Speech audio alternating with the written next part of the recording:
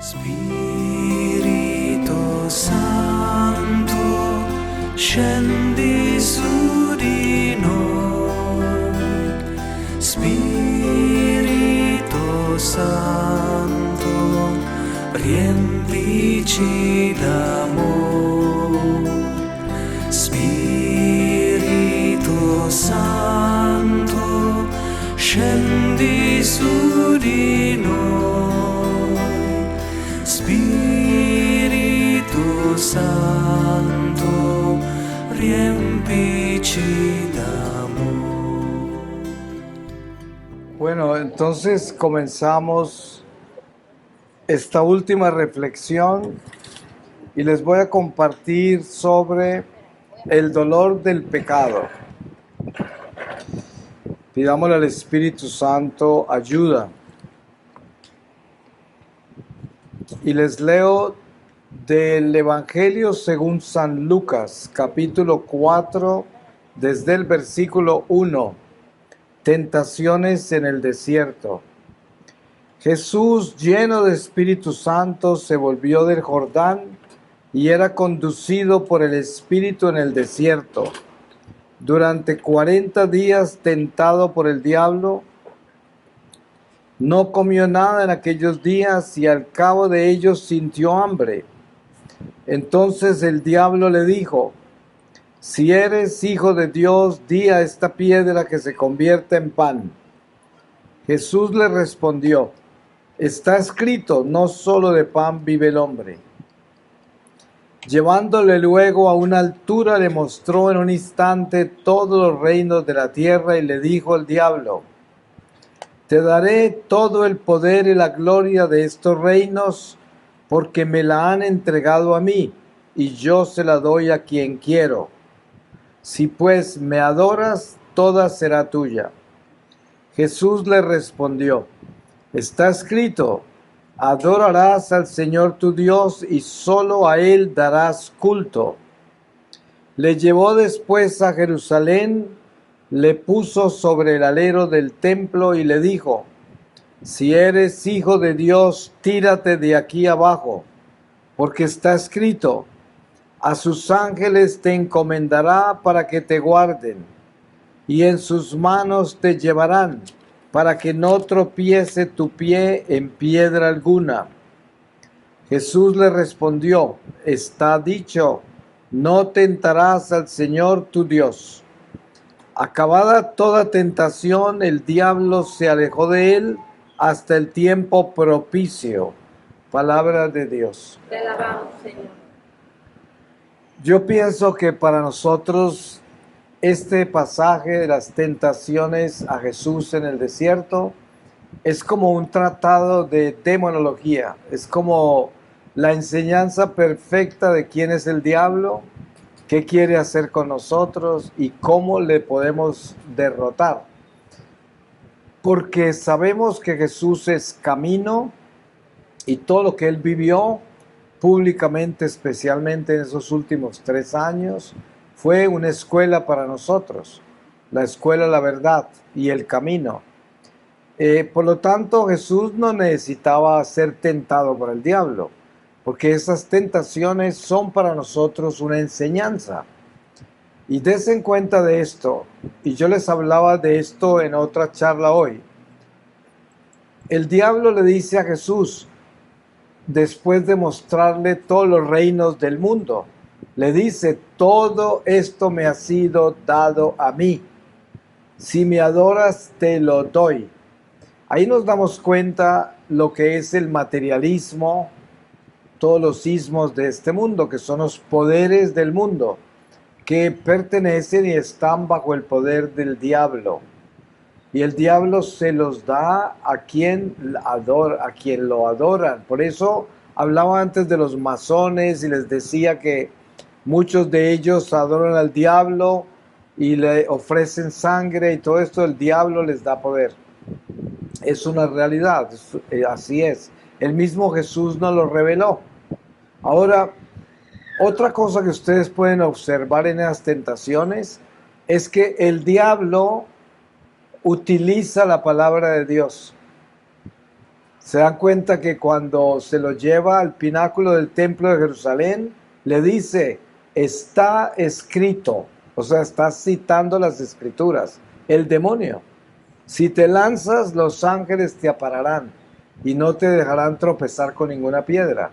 Pero por eso, cuando escuchamos tanto católico seducido por predicadores de las sectas y andan tan impresionados de lo bueno que hablan y cómo saben la Biblia, cómo dominan la Biblia, y se les olvida que el diablo también se la sabe, ¿no? O sea, conocer las Escrituras no es un don dado solo a los hijos de Dios. También los hijos del diablo se conocen la palabra de Dios. La prueba está que el mismo Satanás se la citó a Jesús.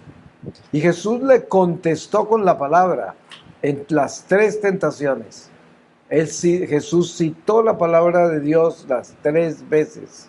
O sea, el diálogo entre Dios y Satanás, todo fue bíblico. Todo fue dentro de lo divino.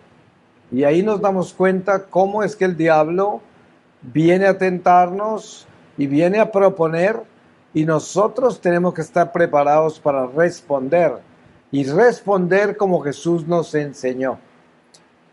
¿Por qué tiene poder Jesús sobre el demonio? Fuera de que Él es divino, pero como Él también tomó su naturaleza humana, aquí es donde está lo curioso de esto. El diablo sabe que Jesús es Dios. Entonces, ¿cómo se atreve a tentarlo? Porque Dios tomó un cuerpo humano. Y San Pablo dice, por un tiempo lo colocaste inferior a los ángeles. Quiere decir, el diablo sabe que Dios todo lo hace perfecto. Entonces sabe que Jesús se hizo perfectamente humano, lo que quiere decir se hizo perfectamente imperfecto. Entonces, ¿qué estaba tentando el diablo? Lo imperfecto de Jesús. Tenía hambre, eso es imperfecto, porque el hambre solo lo produce la imperfección. Ustedes saben que en un estado perfecto no hay hambre, porque no hay muerte. El hambre es producida por la muerte. Si no fuéramos mortales no tendríamos hambre, no comeríamos, no necesitamos comida. El hombre cuando estaba en el paraíso no necesitaba comer para vivir, porque era eterno. Pero nosotros necesitamos comer para vivir porque somos mortales. Entonces la comida es parte de nuestra mortalidad. Y por eso el diablo lo tienta con la comida, porque le está tentando el hambre. Pero entonces no está tentando a Dios, está tentando lo que Dios hizo al hacerse imperfecto, al hacerse uno de nosotros. Y ahí es donde uno debe tener claridad de qué es lo que está haciendo el demonio, ¿no? Entonces, ¿de dónde viene la necesidad de tener dolor del pecado? Miren, muchísimos católicos están en el purgatorio porque siendo buenos nunca les dolió el pecado, ¿sí? Y entonces en el purgatorio tienen que vivir eso. Es muy normal que usted se va a confesar, la iglesia lo absuelve por medio del sacerdote, pero usted en su corazón no tiene dolor del pecado que confesó. Simplemente actúa de acuerdo a la ley, como hablábamos antes, y usted cumple con esa ley de ir a confesar sus pecados y la iglesia lo perdona, usted sale en paz y comulga, porque está en paz por la ley. Pero hay una ley espiritual que usted no puede ignorar y se llama la enmienda, la reparación.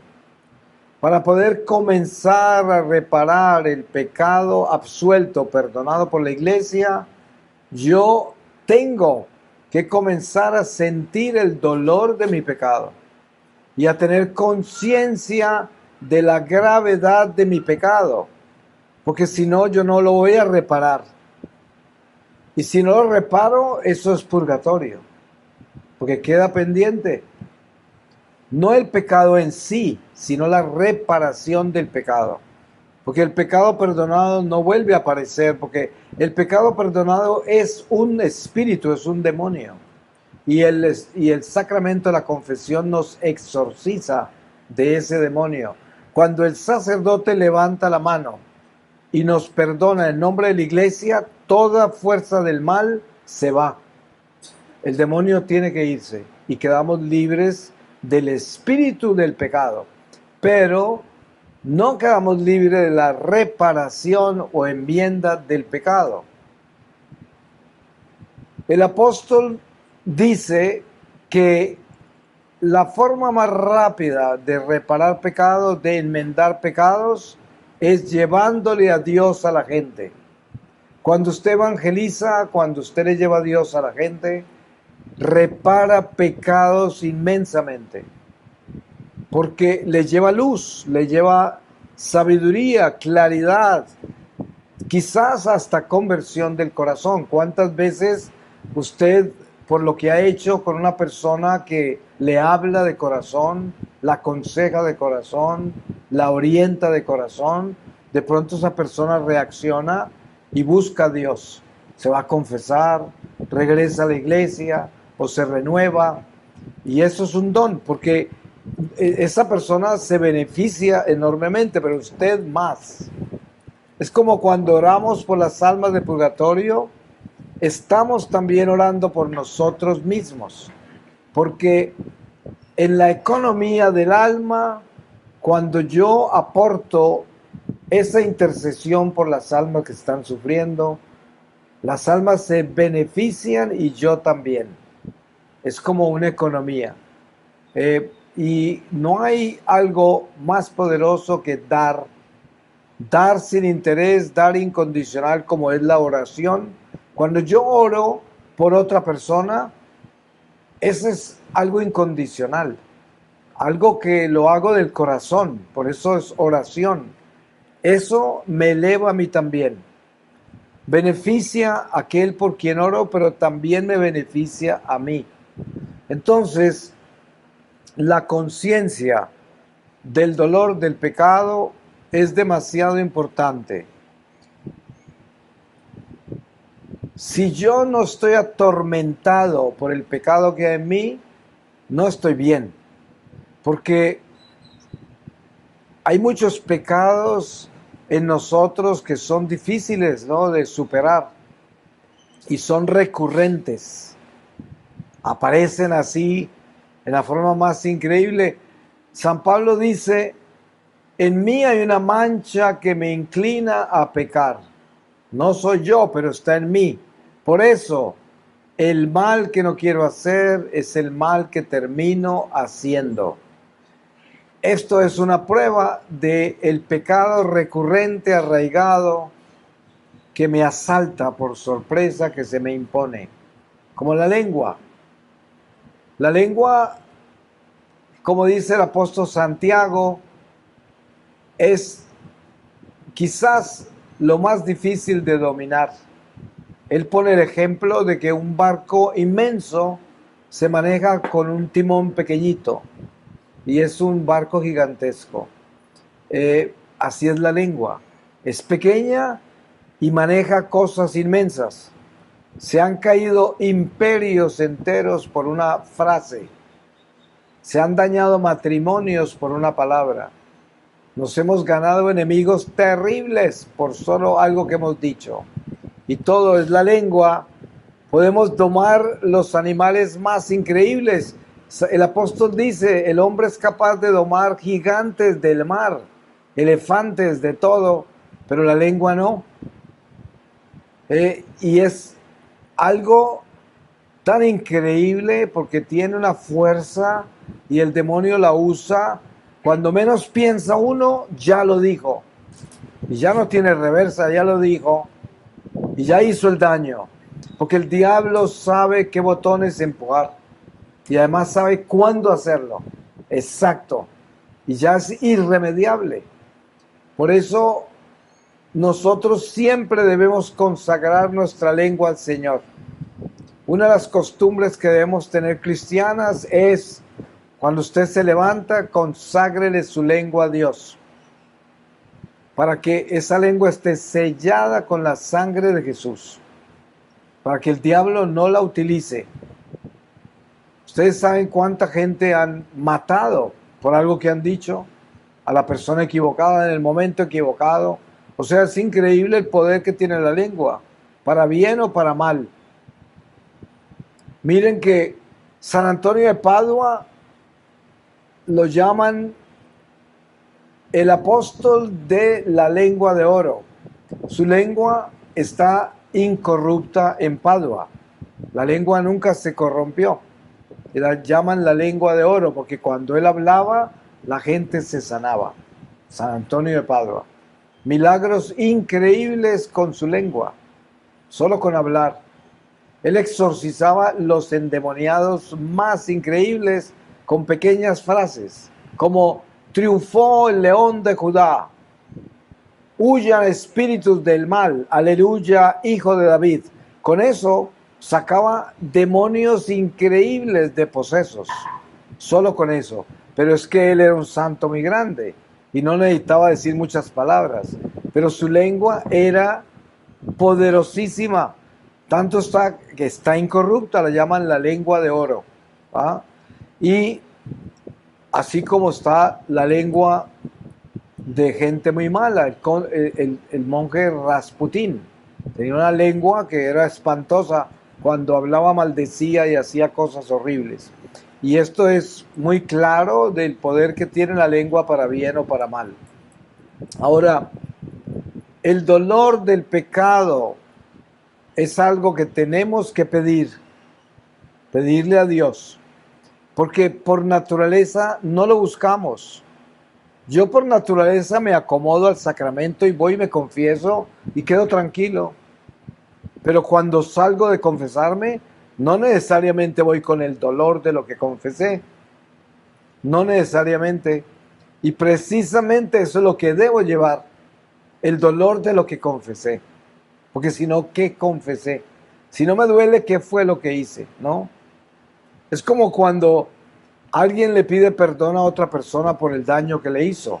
Y esa persona ve que el otro no le duele lo que está pidiendo perdón. No. Es como el borrachito con la esposa. Le promete que no se va a emborrachar más, que esto, pero la esposa lo ve y dice, no demoren en emborracharse otra vez, porque le ve la cara que no tiene arrepentimiento, no tiene dolor. Entonces, claro, ahí no hay verdad. Y lo mismo pasa con nosotros y el Señor. Yo me voy a confesar, pero en mi corazón no hay dolor. Entonces, no es natural que nosotros tengamos ese dolor. Por eso tenemos que pedir una gracia sobrenatural, que solo viene del Espíritu de Dios, para que tengamos ese dolor. Y qué liberación tan grande que es tener ese dolor, porque es una gracia santificante, purificante, reparadora. El hecho de que yo me concientice bien en el dolor de ese pecado. Dense en cuenta ustedes que nuestra naturaleza humana es muy astuta. Usted se localiza en un pecado y empieza a mirar la gravedad de ese pecado y comienza a meterse ahí. Y en un momento dado usted se retira de ahí porque no quiere profundizar más en ese dolor. Y se sale. Pero miren lo que sucede cuando morimos.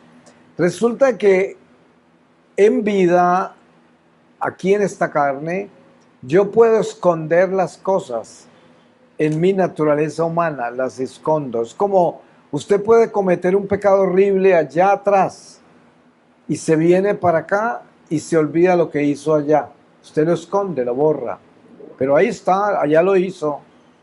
Entonces, cuando morimos y el alma sale del cuerpo y ya no tiene carne, no tiene dónde esconder el pecado. Lo primero que sucede es que aparece todo lo que tenía guardado. Porque el problema con guardar es que se nos olvida lo que guardamos. Entonces cuando vamos a confesarnos no nos acordamos. Pero cuando morimos aparecen, muchas veces el sacerdote dice, y te perdono todos los pecados olvidados. Entonces, ¿qué pasa? Nos libera del demonio de ese pecado. La iglesia nos perdona, pero la reparación de ese pecado está ahí. Entonces aparece en un estado purgatorial. Por eso tenemos que tener una disciplina grande con nuestro pecado y lo que tiene que ver con él después de ser perdonado, con la reparación, para que yo le pida al Espíritu Santo que tenga misericordia de mí y me ayude a sentir la consecuencia de ese pecado, el dolor de ese pecado, y así encuentro sanación, así encuentro liberación, así encuentro la sanación de mi relación con Dios y con el prójimo. Hay muchas cosas que hemos hecho malas que no podemos remediar ya. Daños que hemos hecho, ofensas que hemos hecho, cuántas cosas que hemos hecho a los demás. Y que mucha gente se ha muerto y ya no podemos encontrarlos. Otros no podemos tener absolutamente nada que ver con ellos porque ni nos quieren ver. Y hay muchas cosas así en nuestra vida. Pero espiritualmente es donde nosotros nos elevamos a reparar. Pero lo primero que tenemos que hacer para entrar en esa reparación es el dolor. Es sentir la consecuencia de ese pecado, el daño que hice. Sentir el dolor. En una oportunidad estaba hablando con una pareja muy lejos de acá, por allá en Malasia. Y esta era una pareja de chinos, católicos. Y el hombre había sido adúltero. La mujer le había perdonado, habían rescatado su matrimonio.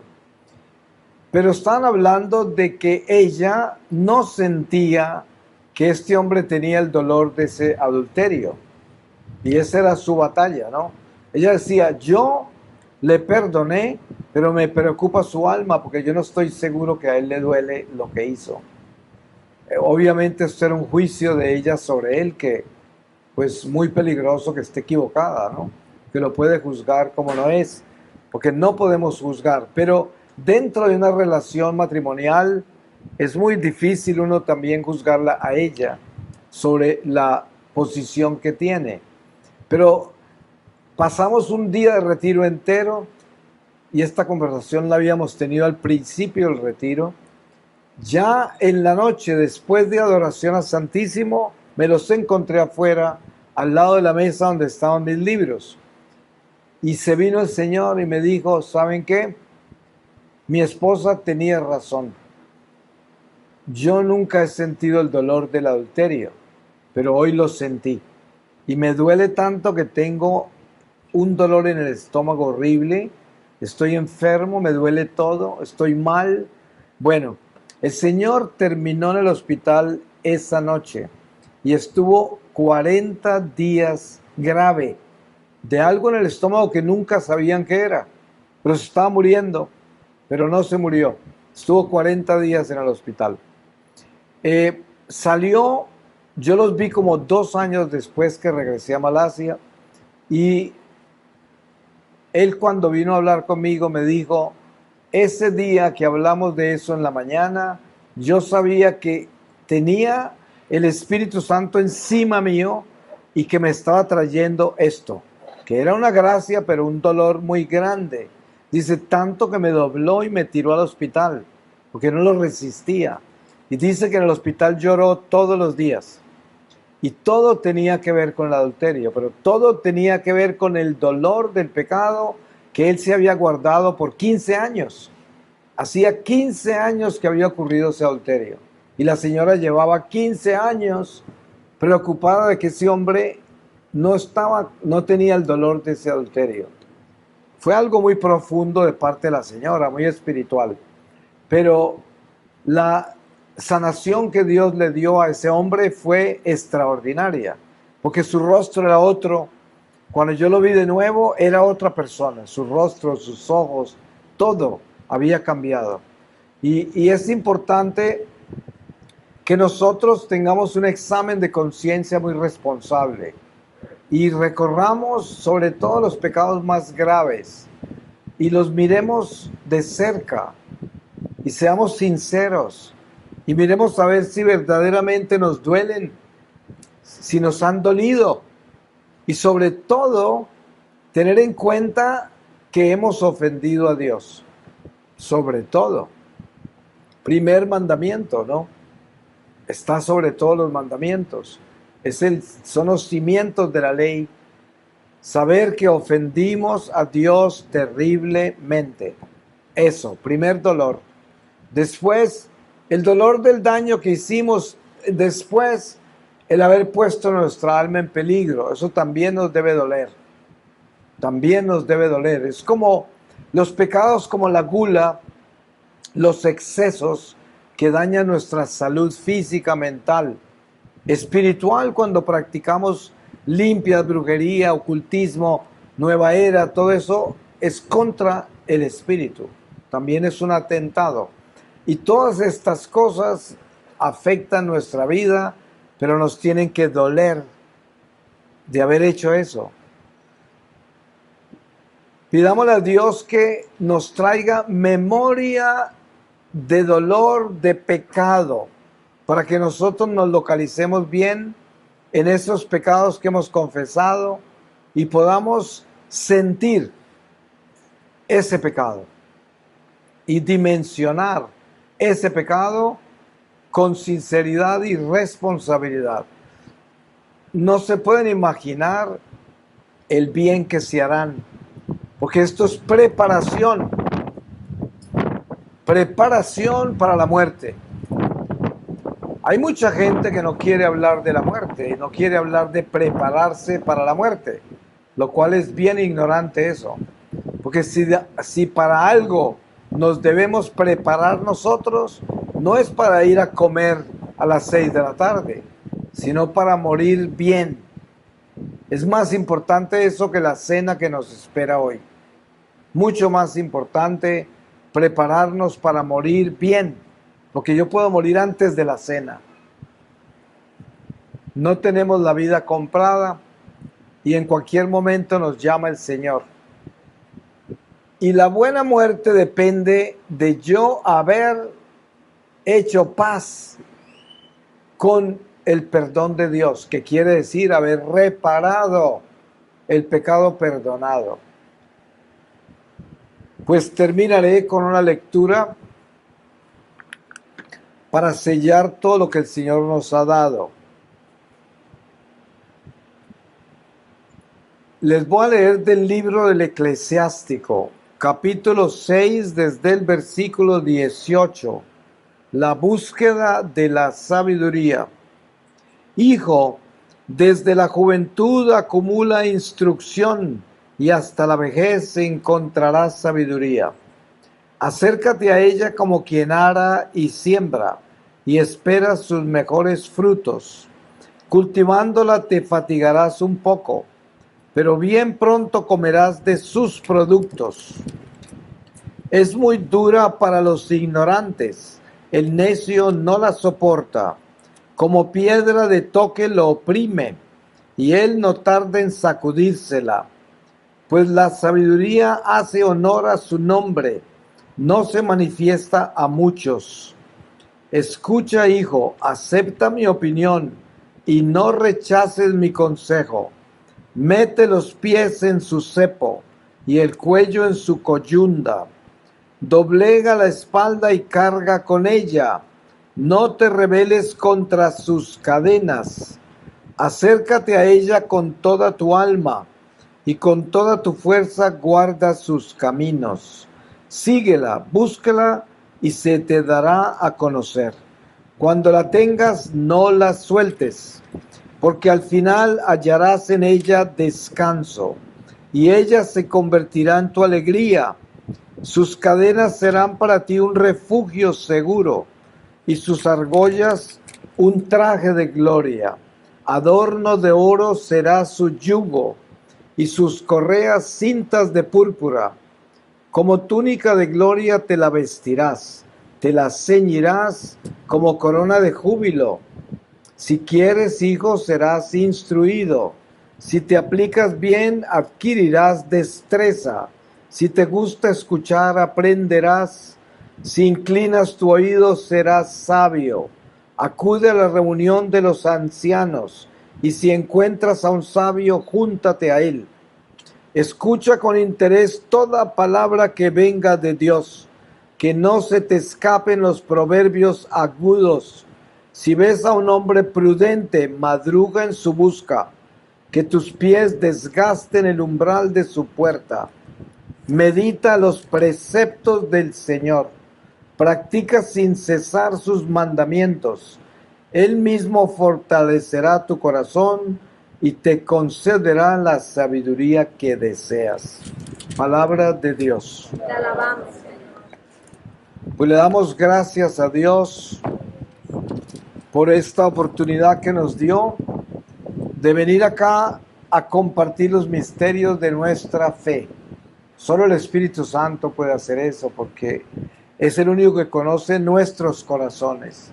Y sabemos que Él es el que le habla al corazón. Y cada uno de nosotros sabemos lo que el Señor nos dijo. A cada uno nos habló personalmente. Porque esa es la gracia del Espíritu, que nos habla directo al corazón. Y Él sabe lo que usted tenía que escuchar hoy. Y eso es lo que le dio. Ahora, como dice la palabra, no endurezcáis el corazón cuando el Señor te hable. Pues gracias a todos, muchas bendiciones a ustedes. Que el Señor bendiga lo que traen en sus corazones, que solo Él conoce. Que bendiga sus familias, todas sus necesidades materiales y espirituales. Que les resuelva para bien todos sus asuntos. Y que ustedes en su corazón busquen la verdad, la santidad y sobre todo la fraternidad entre todos ustedes y sus familias y la gente que coloca en sus vidas. Amén. Espíritu